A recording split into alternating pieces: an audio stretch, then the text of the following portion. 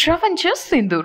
It's your key to luxurious living at Saligramam. ஒரு 40,000க்கும் மேற்பட்ட குழந்தைகளை கொன்று குவித்திருக்காங்க. பெண்களையும் குழந்தைகளையும் கொல்லுவதையே அடிப்படையாக கொண்ட ஒரு இன படுகொலையை நிகழ்த்தி வரக்கூடிய நிகழ்வாக நடக்குது. பாலஸ்தீனத்தில் வாழ்கிற மக்கள் அவர்களுடைய சொந்த நாட்டில் இன்றைக்கு அகதிகளாக இருக்கிறார்கள். பாலஸ்தீன் லிபரேட் ஆயிட்டானா இது ஒரு புதிய ஒரு உற்சாகத்தை அங்க இருக்கிற மக்களுக்கு கொடுக்கும். அங்க இருக்க அவங்களுக்கு எந்த விதமான உணவு மருத்துவம் எந்த வசதியும் கிடைக்க விடாம தடுத்து இஸ்ரேல் தொடர்ந்து ஒரு போர் நடத்தல ஒரு இனப்படுகொலை நடத்துது. இந்த இனப்படுகொலையில உயிர் பிழைச்சு வாழக்கூடிய பெண்களை ரொம்பவே பாலியல் ரீதியான சுரண்டலுக்கும் அந்த நாட்டுல உள்ளாக்கப்பட்டு வராங்க. இஸ்ரேல் குறிவைத்து தாக்கக்கூடிய இடங்கள் என்னவா இருக்கு? கல்லூரிகள், பல்கலைக்கழகங்கள், மருத்துவமனைகள், மருத்துவ முகாம்கள் கூடுதலா மக்கள் அதிகமா சந்திக்கக்கூடிய இடங்களை தான் இஸ்ரேல் குறி வச்சு தாக்குறாங்க.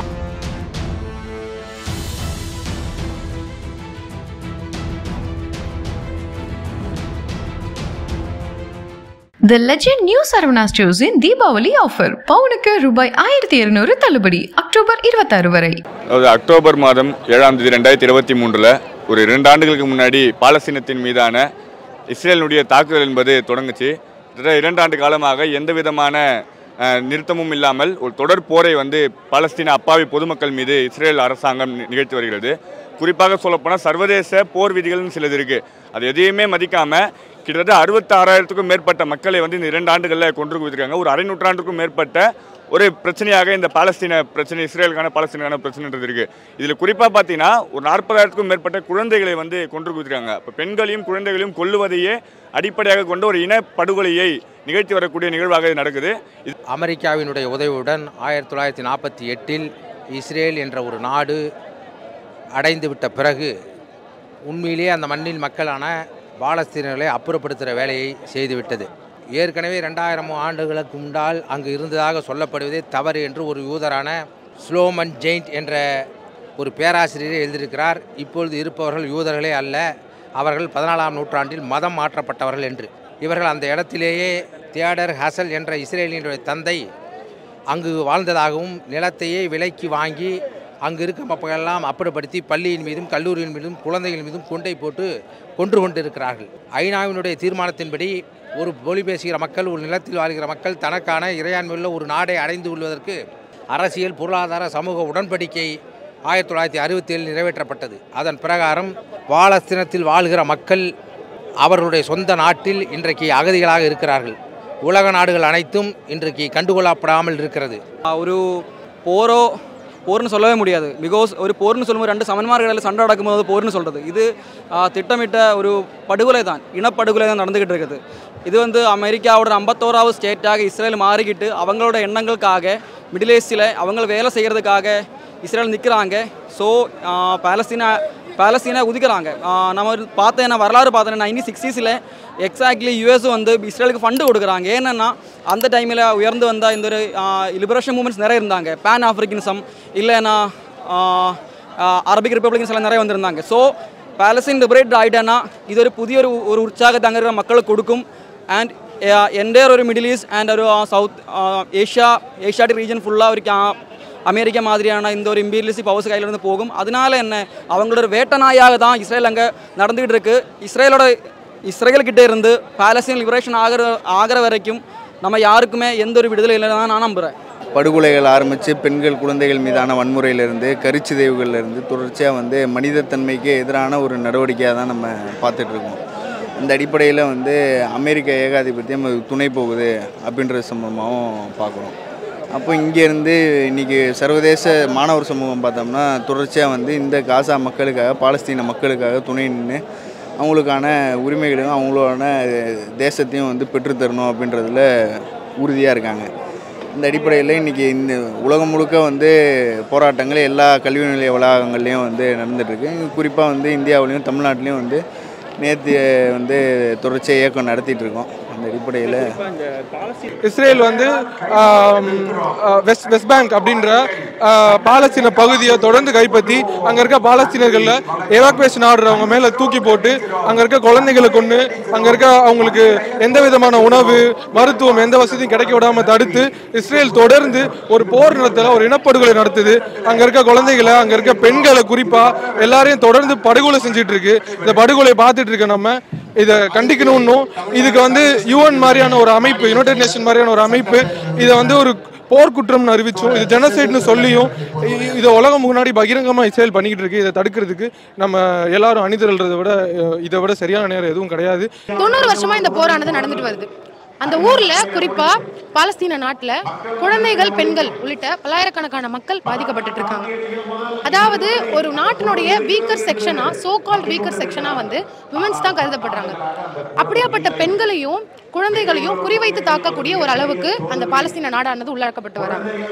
அப்படி இந்த இனப்படுகொலையில உயிர் பிழைச்சி வாழக்கூடிய பெண்களை வந்து ரொம்பவே பாலியல் ரீதியான சுரண்டலுக்கும் அந்த நாட்டில் உள்ளாக்கப்பட்டு வராங்க. ஸோ இது எல்லாத்தையுமே இன்டர்நேஷனல் பாலிடிக்ஸை அதிகமாக தெரிஞ்சு பேசக்கூடிய, சிந்திக்கக்கூடிய அளவில் இன்னைக்கு இருக்கக்கூடிய ஸ்டூடெண்ட்ஸ் இருக்காங்க. ஸோ அதை சார்ந்து ஸ்டூடெண்ட்ஸ் இன்டர்நேஷனல் பாலிடிக்ஸை பற்றி தெரிஞ்சுக்கணும். ஸ்டூடெண்ட்ஸ்க்கு இன்டர்நேஷனல் பாலிடிக்ஸை பற்றின அவேர்னஸ் இருக்குதுன்ற காரணத்துக்காகவே ஸ்டூடெண்ட்ஸ் இந்த பாலஸ்தீன நாட்டுக்கான ஆதரவை இந்த ஆர்ப்பாட்டத்தில் வந்து தெரிவிக்கிறோம் அப்படின்றது. நீங்கள் பார்த்தீங்கன்னா உலக நாடுகளே வந்து ஐநா சபையில் வந்து பாலஸ்தீனத்திற்கு தனி நாடாக சுதந்திர பாலஸ்தீனத்தை அங்கீகரித்து தீர்மானம் நிறைவேற்றினா அந்த ஐநாவில் இருக்கக்கூடிய வீட்டோ பவரை பயன்படுத்தி அமெரிக்கா நிராகரிக்குது. இப்போ உலக நாடுகள் முழுவதும் இன்றைக்கி சுதந்திர பாலஸ்தீனம் என்கின்ற ஒரே ஒரு கோஷத்தோடு உலக நாடு முழுவதும் இருக்கக்கூடிய பல்வேறு நாடுகளில், ஸ்பெயின், பிரான்ஸ் மாதிரியான பல்வேறு நாடுகளில் பாலஸ்தீன ஆதரவு இயக்கங்கள் பெருமளவில் லட்சக்கணக்கான மக்களுடைய பங்கேற்பு நடக்குது. ஆனால் அமெரிக்கா மாதிரியான ஏகாதிபத்திய வியாபார நோக்கம் கொண்ட ஆயுத வியாபார கும்பல்கள் இன்னைக்கு சாதாரண பொதுமக்களை கொன்று குவிப்பதை ஒரு போரை அரசியலாக பண்ணிக்கிட்டு இருக்காங்க. அதற்கு எதிராக உலக மக்களுடைய மனசாட்சியாக இங்கு ஒரு ஆர்ப்பாட்டம் நடந்து கொண்டிருக்கிறது. நாம் பாலஸ்தீனத்தை ஆதரித்து இஸ்ரேலுடைய இனப்படுகொலை எதிர்த்து தொடர்ச்சியாக போராட வேண்டும். உலக மக்கள் அனைவரும் அந்த போராட்டத்தில் களமிறங்க வேண்டும் என்பதுதான் நாங்கள் சொல்றோம். ஹமாஸ் எப்போ ஆக்டிவ் ஆகுறதுன்னா 2018 2018 தான் ஆக்டிவ் ஆகுது. அப்போ அதுக்கு முன்னாடி வந்து இவங்க படுகொலை பண்ணலையா? இவங்க வந்து என்ன, இஸ்ரேலுங்கிற ஒரு அமைப்பு தொடங்குறது அந்த சைனிசம். இங்கே வந்து இஸ்ரேல் இந்த அந்த கண்ட்ரி உருவாக முன்னாடி பாலஸ்தீனில் ஜூதர்கள் இருந்தாங்க, அங்கே வந்து கிறிஸ்டியன் மக்கள் இருந்தாங்க, முஸ்லீம் மக்கள் இருந்தாங்க. ஸோ இது ஒரு மதம் சார்ந்த பிரச்சனை இல்லை. நெக்ஸ்ட் வந்து ஒரு இனம் சார்ந்த பிரச்சனையாக இருந்தேன்னா இது இனம் சார்ந்த பிரச்சனைன்னு நம்ம சொல்ல முடியாது. காரணம் என்னன்னா, இஸ்ரேலில் கம்யூனிஸ்ட் பார்ட்டி இருக்காங்க, நான் கம்யூனிஸ்ட் பார்ட்டியில் இருக்கிற ஆளு தான். இஸ்ரேல் கம்யூனிஸ்ட் பார்ட்டி மக்களை பாலஸ்தீனை விடுதலை வேணும்னு சொல்லிக்கிட்டு இருக்காங்க. அப்படி இனம் சார்ந்த பிரச்சனையாக இருக்காது. இது வந்து ஒரு முதலாளித்தோட ஒரு அவங்களோட வேட்டநாயதாக இஸ்ரேல் பார்த்துட்டு இருக்காங்க. பக்கத்தில் சூயிஸ் கனால் இருக்குது, அதை பாதுகாக்க வேண்டிய ஒரு பொறுப்பு கூட இருக்குது. அண்ட் ஹமாஸை சுண்டி காட்டிட்டு நீங்கள் சொல்லக்கூடாது. அப்படின்னா என்ன கேட்டேன்னா, இந்த உலகத்தில் மிகப்பெரிய ஒரு தீவிரவாத அமைப்புன்னு கேட்டேன்னா அது அமெரிக்காவும் அவங்களோட வேட்டநாயாக இருக்கிற இந்த மொசாதும் இஸ்ரேலும் தான் நான் சொல்லுவேன்.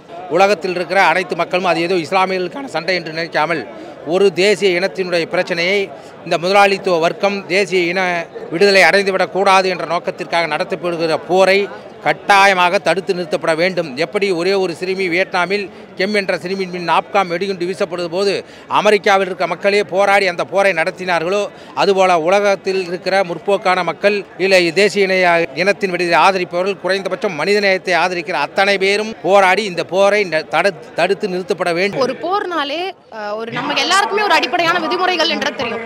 ஒரு போர் அப்படின்னு நடக்குதுன்னா அந்த நாடு இன்னொரு நாட்டினுடைய ராணுவத்தை நிர்ணயிச்சிருக்கக்கூடிய அந்த இடங்களை குறிப்பிட்டு தாக்கலாம். ஆனா இஸ்ரேல் வந்து குறிவைத்து தாக்கக்கூடிய இடங்கள் என்னவா இருக்கு? கல்லூரிகள், பல்கலைக்கழகங்கள், மருத்துவமனைகள், மருத்துவ முகாம்கள், கூடுதலாக வந்து மக்கள் அதிகமாக சந்திக்கக்கூடிய இடங்களை தான் இஸ்ரேல் குறி வச்சு தாக்குறாங்க. அப்போ இது வந்து செல்ஃப் டிஃபென்ஸா கருதவே முடியாது. செல்ஃப் டிஃபென்ஸ்னா என்ன வந்து ஒருத்தங்க அடிக்க வராங்க, அதை நான் தடுக்கிறேன், அதுதான் செல்ஃப் டிஃபென்ஸ். அடிச்சா திருப்பி அடிக்கிறதுன்றது ஒரு விஷயம் இருக்கு. ஆனா இதுல ஒட்டுமொத்தமா ஒரு நாட்டையும் அழிக்கணும்ன்ற ஒரு குறிப்பிட்ட குழுவை சார்ந்து ஒரு நாட்டையும் அழிக்கணும்ன்ற தேவை வந்து இல்லை. அதை தான் இஸ்ரேல் வந்து இதை தான் நம்ம இனப்படுகொலைன்னு வந்து குறிப்பிட்டீங்க சொல்றோம். இன்னைக்கு வந்து அங்கே இருக்கக்கூடிய மக்களுடைய இன்னைக்கு இதை அம்பலப்படுத்தணும்னு நினச்சோம்னா பேசிக்காக வந்து அந்த ஃப்ரீடம் ஃப்ளோட்டில்லா அப்படின்னு சொல்லிட்டு அந்த கப்பல்கள்லாம் நிவாரணப் பொருட்களோடு போகிறாங்க. அந்த கப்பல்கள் மீதான தாக்குதல் நடத்துறது, அவங்கள வந்து சிறைப்பிடிக்கிறது அப்படின்ற மாதிரியான நடவடிக்கை இருக்கணும். இப்போ ஹமாஸ் தான் வந்து எங்களை தாக்குறாங்க, நாங்கள் தான் வேறு வழியே இல்லை அப்படின்னு சொன்னோம்னா அப்போ ஏன் வந்து யூஎனை தாக்கணும்? யூஎன்லேருந்து உங்களுக்கு நிவாரணப் பொருட்கள் தரவங்க வர்றவங்களை வந்து தாக்குறாங்க. அப்போ இது முழுக்க வந்து ஒரு காரணம் சொல்லி அங்கே உலக அளவில் இந்திய சர்வதேச நீதிமன்றமே அதை கண்டிக்கும் போதும் அதுக்கு வந்து எதிரான ஒரு நடவடிக்கைகள் தான் ஈடுபடுறாங்க. Israel ICJ international court of justice வந்து நெதன்யாவுக்கு எதிராக ஒரு அரெஸ்ட் வாரண்ட் விட்டும் யுனைடெட் நேஷன்ஸ் ஜெனரல் அசம்பிளியில் போய் தைரியமாக பேசுகிறாரு நெதன்யாகு. அதை தாண்டி வந்து அக்டோபர் 7 ஒரு நிகழ்வை வச்சு மட்டுமே திரும்ப கதை பின்னி அங்கே இருக்க பாலஸ்தீனர்கள் அத்தனை பேர் ஹமாஸ்னு சொல்லி தொடர்ந்து பாலஸ்தீனர்களை படுகொலை செஞ்சுக்கிட்டு இருக்காரு. இதை கண்டிக்கிறதுக்கான ஒரு ஹை டைம் இது. அதனால பாலஸ்தீனத்துக்கு ஆதரவாகவும் அவங்க 1947 பிரிட்டிஷ் கிட்டேருந்து 1947 பிரிட்டிஷ் கிட்டேருந்து விடுதலை பெற்றதுக்கு அப்புறம் அவங்க தன்னோட சுதந்திர நாடாக நிரூபிக்கிறதுக்கு வாய்ப்பு கிடைக்காத ஒரு நிலைமையில இஸ்ரேலோட மார்ஷல் லா, அதாவது அவங்களோட ராணுவ சட்டத்துக்கு கீழே தொடர்ந்து அடிப்படை மனித உரிமை கிடைக்காம வாழ்ந்துட்டு இருக்காங்க. அதை கண்டிக்கிற விதத்தில் நாங்கள் இன்னைக்கு கூடியிருக்கோம். நம்ம எல்லாரும் நம்ம அமைதியை உடைக்கணும். இஸ்ரேலுக்கு எதிராகவும் பாலஸ்தீனத்துக்கு ஆதரவாகவும் இதுக்கு பின்னாடி இருக்க ஏகாதிபத்திய நோக்கையும் நம்ம பகிரங்கப்படுத்தி நம்ம பாலஸ்தீனத்துக்கு விடுதலை வாங்கி தரதுக்காக நம்ம எல்லாரும் கூடணுன்றதுக்காக இந்த ஆர்ப்பாட்டம். நீங்கள் 65,000-66,000 பேர் செத்து போனாங்கல்ல.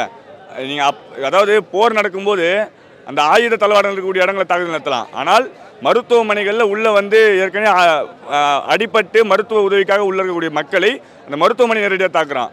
குடியிருப்பு பகுதிகள் எதுவுமே விட்டு வைக்காம துவம்சம் பண்ணுறான். உணவுப் பொருட்கள் நீங்கள் பார்த்தீங்கன்னா போரில் சாவதோட பஞ்சத்தில் அதிகமாக செத்துட்டு இருக்காங்க. சாப்பாடு கிடைக்கலன்னு சொல்லிட்டு வெளிநாடுகள்லேருந்து உணவை கொண்டு வரக்கூடிய மக்களை அகதிகள் மாதிரி அவங்கள வந்து குற்றவாளிகளாக கைது பண்ணி கூட பார்த்தீங்கன்னா சமூக செயற்பாட்டாளர் அவங்க வந்து போனாங்க. ஆமாம், அவங்க போனாங்க. அவங்களையும் வந்து பிடிச்சி வைக்கக்கூடிய ஏற்பாடு என்பது இருக்குது. இந்த மாதிரியாக உணவு கிடைக்காம மக்கள் சாவறதையோ இல்லை வந்து அவங்களுக்கான பஞ்சத்தில் சாவறதோ அவங்களுக்கான அடிப்படை வசதிகள் கிடைக்காம சாவறதையோ போரின் மூலிமா அவங்களை குண்டு போட்டு சாவடிக்கிறதையோ வந்து ஒரு தொடர் நடவடிக்கையாக வச்சிருக்காங்க.